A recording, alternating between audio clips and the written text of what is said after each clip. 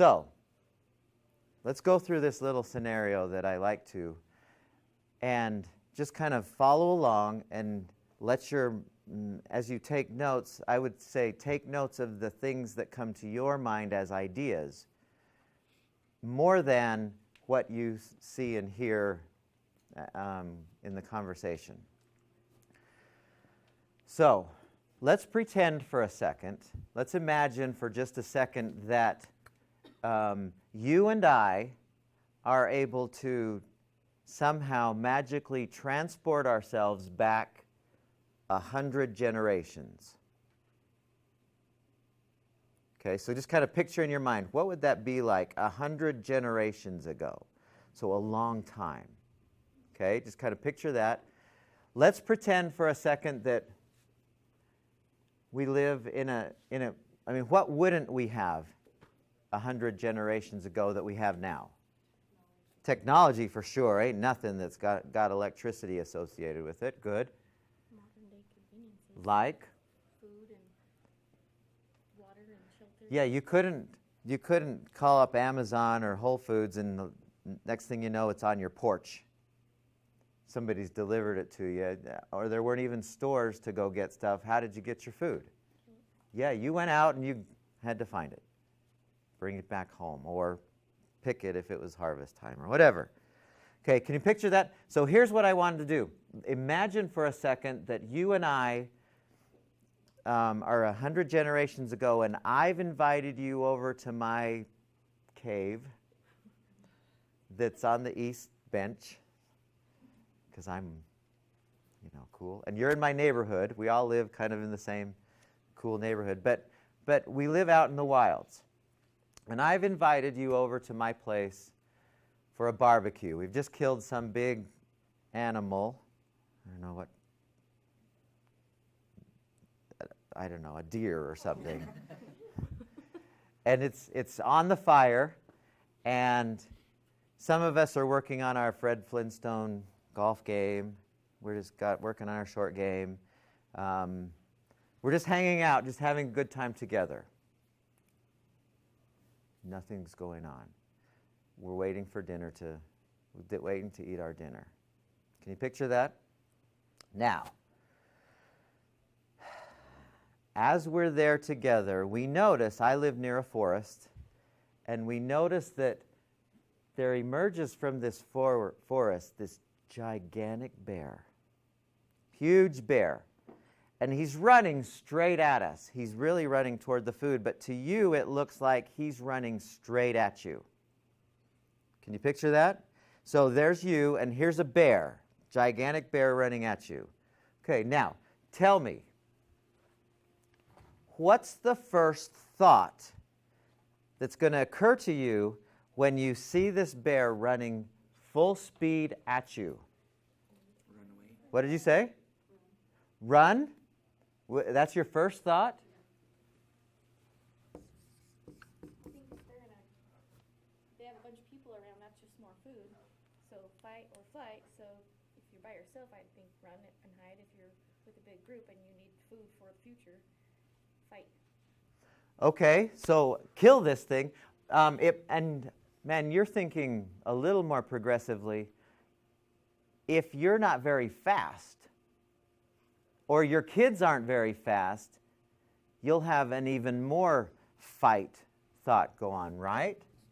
Now, would anyone have a different thought than those two? Honestly, I would probably just freeze. What do you mean, freeze? Just like, there's a bear coming at me and just like stand there for a second. Crap. While I'm trying to figure out what I want to do, and I don't know what I end up doing, but I'd freeze for a solid while.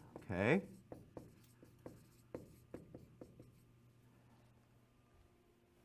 All right. Now, you've heard this before, right? You've heard this fight or flight response. We all know, okay, he's going to talk about the fight or flight response. That's your second thought. There's a thought that comes before this. Is it a swear word? What might it sound like? Oh. Is that what you were thinking? Yep. Or Uh-oh. I'm in danger. I'm not safe. Yes? That's the thought that comes first. You always were taught, oh no, this is the first thing that happens. It's not. This is the first thing that happens. You have this thought. Is this a conscious thought? Is there a choice in that thought? Have you ever been in the presence of a bear and not been the least bit worried? Where you're 20 feet away from a bear and you're going, no big deal. Where does that happen? The zoo. You've all been at the zoo and you've been close to a bear, yes? Or a big gorilla or big whatever. And you kind of go, oh, those guys are cute. Even if they're running at you, you're still going, yeah, no big deal. This is a conscious thought because you have some choice in the matter. It doesn't matter that it's, that it sounds like this, but you're still choosing this thought. Now, once you have this thought, that leads to a physiology that runs on its own.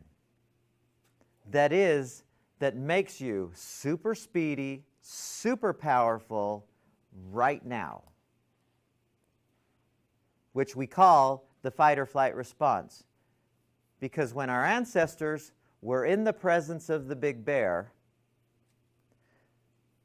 something about them said, it's kind of good to be alive and to stay alive.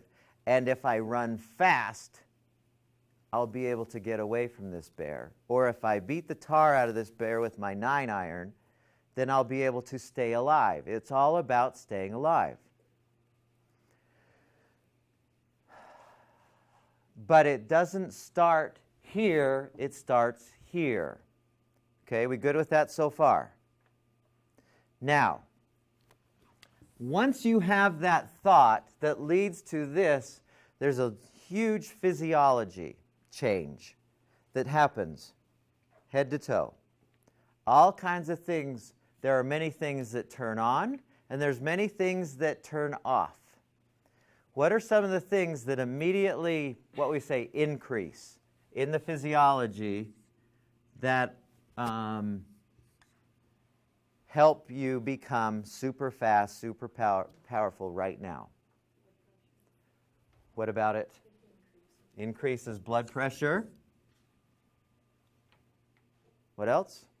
It's a long list. I mean, this is, if you go into the textbook, it's really a long list, but I just want to go through a few, but we need to understand what's going on. What else? Adrenaline. What does it do? What about adrenaline?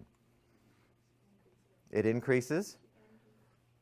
Excuse me. What is adrenaline? In the body, what is adrenaline? Right. And there's another hormone. Adrenaline gets all the publicity, but there's another hormone that's equally involved. Anyone know what that is?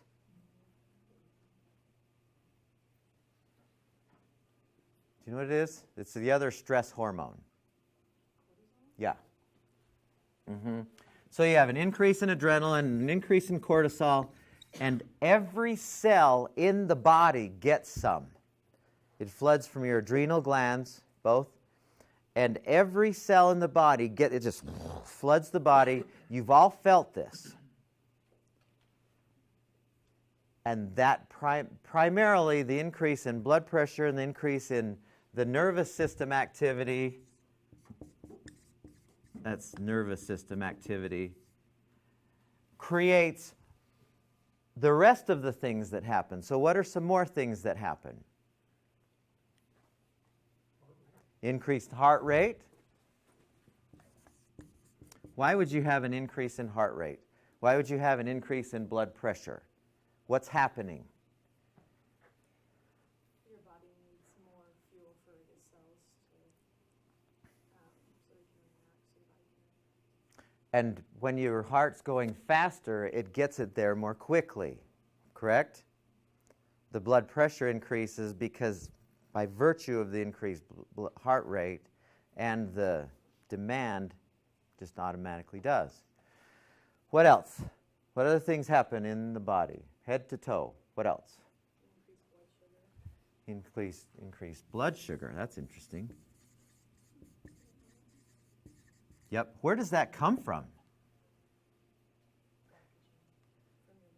From your liver. We have lots of sugar just stored in our liver, just waiting for just these times when it needs to flood the body. It goes from wherever our liver is.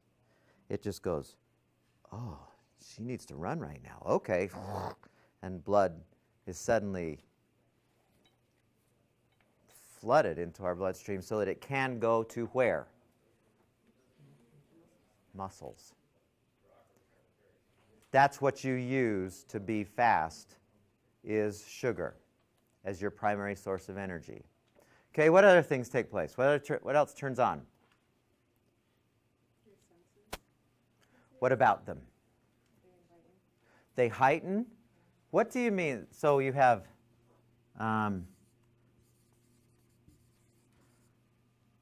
such as what?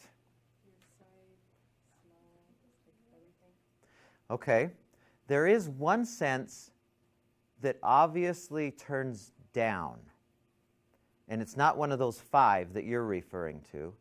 But there's another sense that turns way down while you're in this. What is that? Yeah, pain. Yeah. Now, why does that make sense? Why would you not want to be as aware of pain as you're running from the bear? Yeah. Yeah, does that make sense? If I'm running from the bear, last thing I want is to know that I broke my ankle as I tripped over a rock on my way from the bear. Got it? All right, so what other things we can continue with this list, and what other things would we probably put here as things that turn down or off? Our digestive tract. Goes up or down? Yeah, don't need to digest anything if you're running from the bear. Good. What else? Bowel, bladder. Yeah, the plumbing decreases. Good, yeah. What else? What is the system in the body when somebody over here sneezes and the rest of us go, and we don't get sick, even though she sneezed? Not that you did, I didn't. Your immune system goes down, right? You don't need the immune system. You don't need the reproductive system.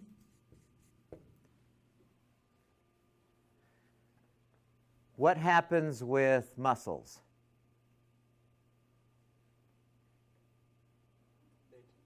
They what? They tense up, don't they? Primarily, which ones would you guess?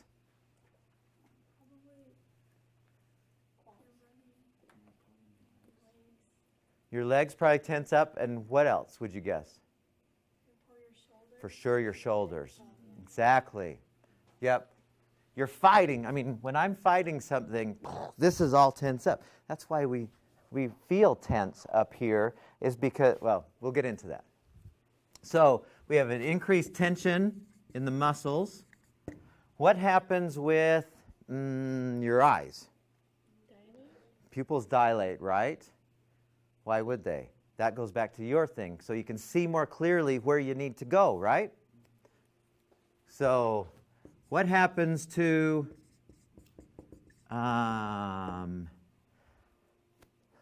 let's see, your lungs?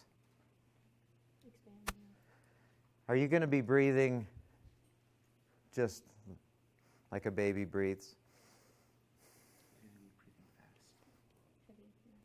Really fast, really shallow breathing, correct? So you have a change in breathing. to fast shallow so that you can do what? Why do you need to change? Why do you need to breathe more quickly? Yeah, so you can use more oxygen because you need oxygen and sugar to help create immediate energy. What happens to, let's see, where else can we, what do you think happens to your jaw? It clenches. Yeah. You're going to be really awake, and so sleep would go down, or I guess awareness would go up. I don't know, either way. There's no way you're going to fall asleep or doze off in the presence of a bear, for sure. Okay, now, it's a long list, and we kind of get an idea. Now, all of this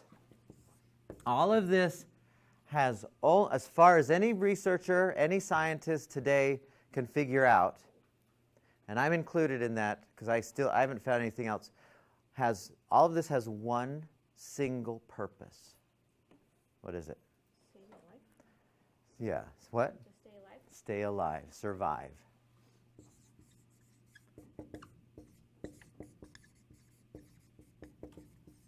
That is the only reason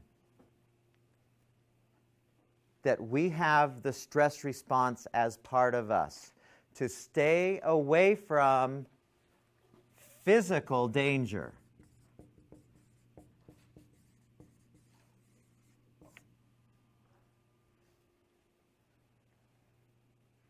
It's the only reason, it's the only